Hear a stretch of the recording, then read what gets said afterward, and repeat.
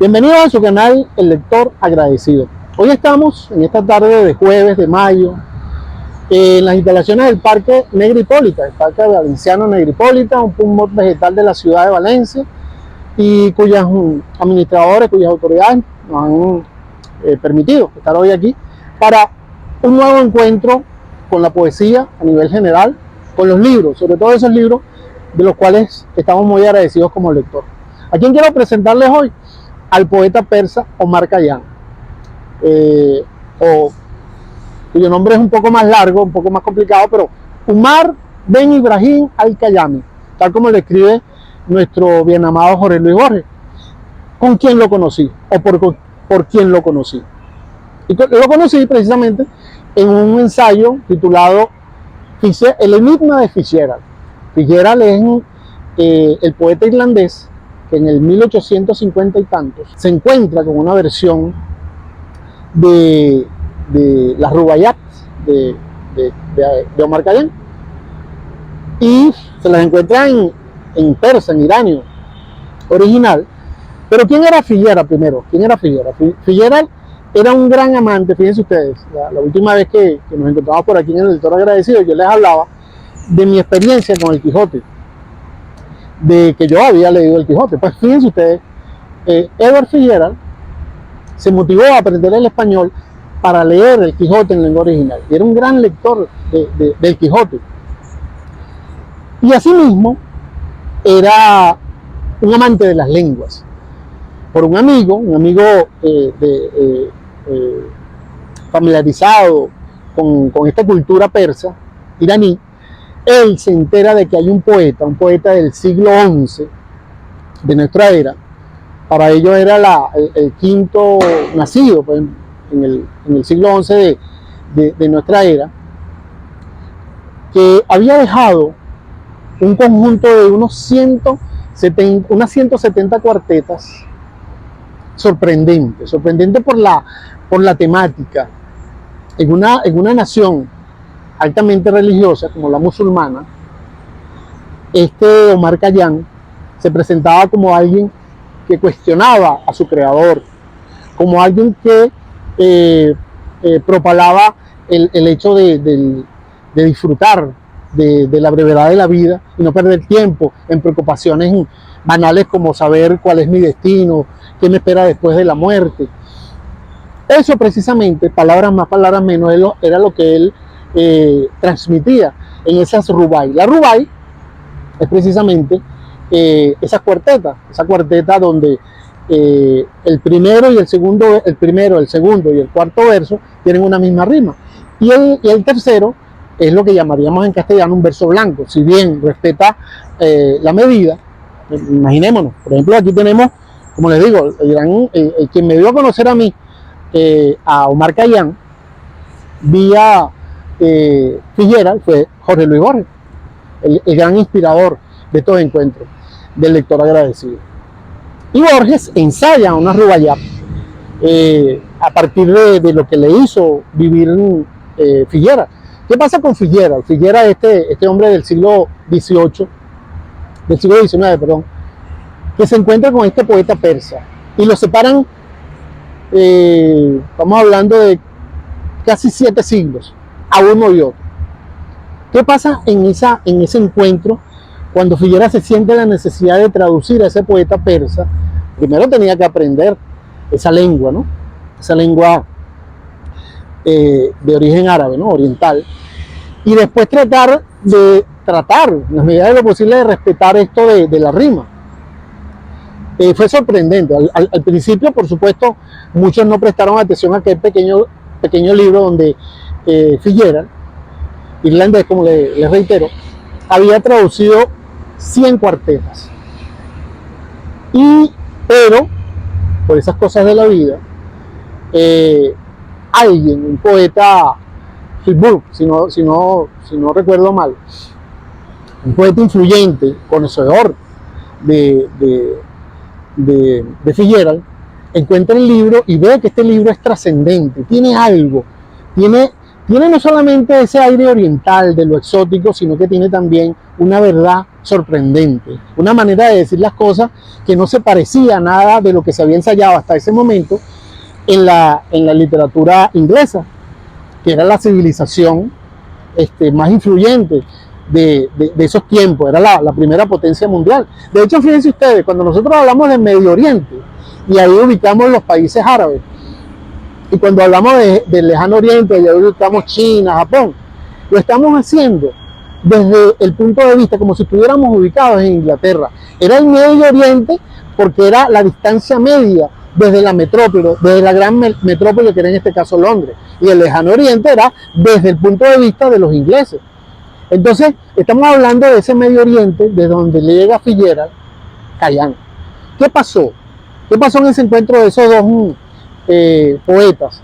Nace un nuevo poeta, un poeta sorprendente que los ingleses sienten como un poeta clásico de ellos mismos, pero surge de la conjunción de dos maneras de sentir, Fitzgerald descubriéndolo y Fitzgerald tratando de verter a versos ingleses, con medida inglesa, digamos el endecasílabo, esa eterna pregunta que rebeldía primero de Kayhan ante su creador, ese Kayhan hedonista que pide que no te entregues al sueño, por ejemplo, a ser hermano de la muerte, sino que bebas vino por esto que tienes la eternidad para dormir, palabras más, palabras menos. Ese otro Kayhan que es un descreído, y por eso muchos dicen que leer a Kayhan no es algo que sea propicio para los jóvenes, porque los jóvenes están llenos de esperanza, y Kayhan precisamente es un descreído, ya no cree precisamente en que haya la promesa de un más allá, y por eso él insiste, disfrutemos del momento, el carpe diem, el latino, ¿no? El disfruta el día, el disfruta el momento. Yo les voy a leer a continuación lo que ensayó como Rubaiyat, nuestro maestro Borges, pero también algunas cuartetas, ¿no? de Omar Khayyam, no literales, no en su lengua original, porque conocemos a Khayyam por traducciones. Y hay un libro precisamente del cual yo soy un lector agradecido, y sé que quiero compartir inmediatamente con ustedes. Después que yo me entero de que existe Fitzgerald, de que existe Khayyam, de que me lo ha hecho conocer Borges, un día entre los días yo me encuentro las Rubaiyat de Omar Khayyam en una traducción española que es una de las mejores que yo me he encontrado en cualquier lengua. Les reitero, yo descubro, me encuentro con Khayyam a través de un ensayo borgiano, El enigma de Fitzgerald, o sea, el primer poeta occidental que traduce estas Rubaiyats venidas del Medio Oriente, producto de la inspiración de este poeta persa, poeta iraní. Quiero leerles 3 cuartetas del maestro Borges, donde él respeta esa rima que les digo, primer verso, segundo verso y tercer verso comparten la rima, y el tercer verso es un verso blanco, es decir, tiene la misma medida, pero hace precisamente por no tener rima que el cuarto verso, el cuarto es precisamente donde está la sorpresa, sea más impactante. Fíjense, y además, lo que les voy a leer tiene una resonancia en lo que podríamos decir un verso original de Khayyam. Recuerden que le estamos leyendo una versión, y precisamente una de las cosas que se le criticaba a Fitzgerald era que una vez que impacta Khayyam en Europa y comienzan a traducir en Alemania, en Francia, se dan cuenta, cónchale, Fitzgerald como que no fue muy fiel al original. Entonces él mismo reconocía que tuvo que parafrasearlo, pero como nos dice el mismo Borges, al final Khayyam se abre paso, la poesía se abre paso, Khayyam nos llega. Leo al maestro Borges. Torna la luna al verso que tu mano escribe como torna en el temprano azul a tu jardín. La misma luna de ese jardín te ha de buscar en vano. Sean bajo la luna de las tiernas tardes tu humilde ejemplo a las cisternas, en cuyo espejo de agua se repiten unas pocas imágenes eternas. Y por último, que la luna del persa y los inciertos oros de los crepúsculos desiertos vuelvan. Hoy es ayer, eres los otros, cuyo rostro es el polvo, eres los muertos. Les acabo de leer 3 cuartetas del maestro Borges, 3 ensayos de Rubaiyat, y sin embargo, en la primera que les leí, de esa luna que nos observa o que nos busque al día siguiente y tal vez nos busque en vano, es una resonancia de un verso original, por lo que he encontrado en una versión castellana. Fíjense ustedes, yo me encuentro con este libro que no conserva la carátula original. Sin embargo, por ahí la están viendo. Sebastián, en su búsqueda, encontró la carátula original. Este es un libro de edición argentina, donde un señor llamado Felipe Echegoyen, maravilloso, hace una traducción del francés. Es reflejo de un reflejo, de un poeta de apellido Toussaint. Concretamente, les busco acá, se llamaba este poeta Franck Toussaint.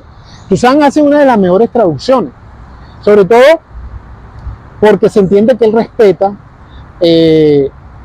la literariedad de Omar Khayyam. Son 170 cuartetas, 170 rubayat. Y Echegoyen lo hace en castellano, pero además en un lenguaje sencillo, diáfano, sin floritura.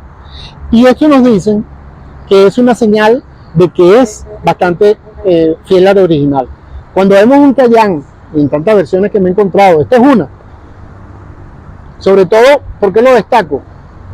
Porque después que yo conozco esta versión crucificada de la Rubayat de Khayyam a través de un reflejo, como dice Echegoyen, y encuentro esta manera de decir las cosas tan maravillosas, entonces surge en mí la duda, porque si son 170 Rubayat originales y por ahí aparecen 500 en una edición, 300 en otra, aquí está pasando algo. Y bueno, también en lengua original persa reconocían que en un momento dado era difícil decir cuáles eran del maestro Omar Khayyam y cuáles eran fruto de la imitación de otros admiradores. Pero digamos que estamos más cerca de la verdad por aquí, sobre todo por este lenguaje que a mí me caló, me sorprendió, que yo quiero compartir por lo menos leyéndoles unas 5 cuartetas crucificadas.